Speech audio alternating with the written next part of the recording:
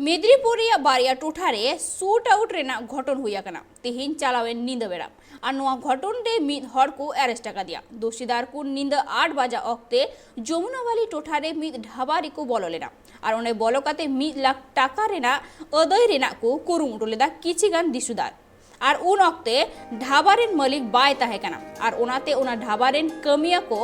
अडी जस्ती को दालाका दिया दाल सुमुंदो बा 12 राउंड सिंगल सार टूटी होको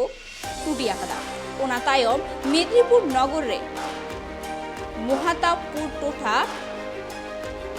पदहबती मार घटी रे हो मिद मार घटी को सेनोकान ताहेन मिद दल हर उना दल रेन गे मिद हर चेतान रे बंदूक को डुकाते टाका अदय रेना को कुरुमुटु एत कान ताहेना और उना नेल काते हर को जावरा लेना और उन अक्तो मिद राउंड गुली इटा सेन को टूटी काते दड़ ले रखो